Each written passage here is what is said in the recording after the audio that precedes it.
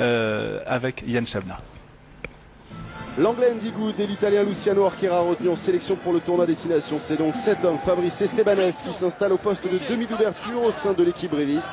Victorieux à Dax la semaine dernière, les Corésiens espèrent réaliser le même exploit face à Mont-de-Marsan, la lanterne rouge. 9e minute de jeu, les Noirs et Blancs attaquent les premiers dans cette rencontre. Régis Bianco s'infiltre dans la défense montoise et permet à Byron Davis d'aller inscrire le premier essai. Au ralenti, apprécier le travail de Régis Bianco qui a abandonné son poste de 3 carrels pour venir jouer à la manière d'un premier centre. Il prend l'intervalle, prend le trou avant de servir à hauteur. Byron Davis qui de façon acrobatique réussit à maîtriser ce ballon pour aller aplatir derrière la ligne. 4e essai cette saison du Gallois. Régis Bianco, très rarement titulaire cette saison, montre l'étendue de son talent. Byron Davis, lui, ses talents d'acrobate. 5-0 puis 8-0 pour Brive, Marc Dalmazo, l'entraîneur montois est inquiet et sous pression.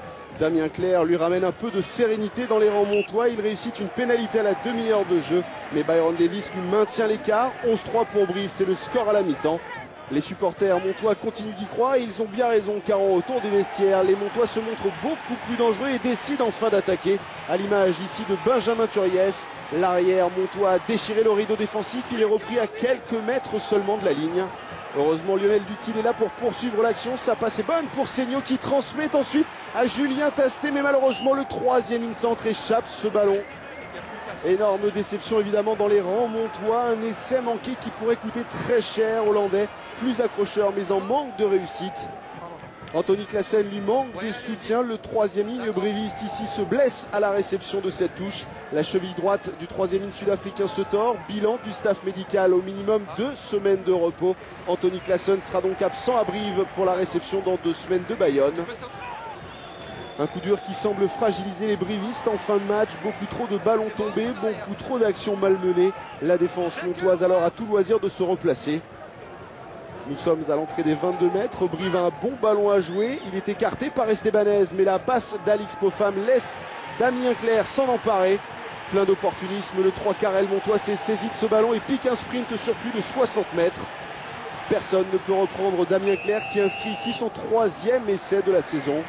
14-11 puis 16-11 après la transformation. Mont-de-Marsan a repris l'avantage et se met de nouveau à rêver à une 5e victoire cette saison grâce à cet homme du match aujourd'hui du côté montois.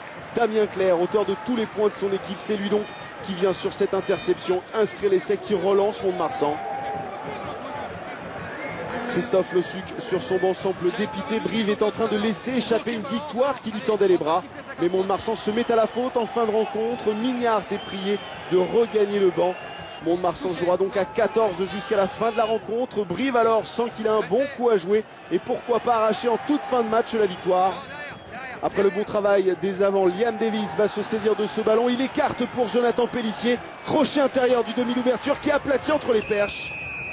Entré quelques minutes seulement auparavant à la place d'Estebanez, Jonathan Pellissier fait donc de nouveau basculer la rencontre à moins de 10 minutes de la fin du temps réglementaire.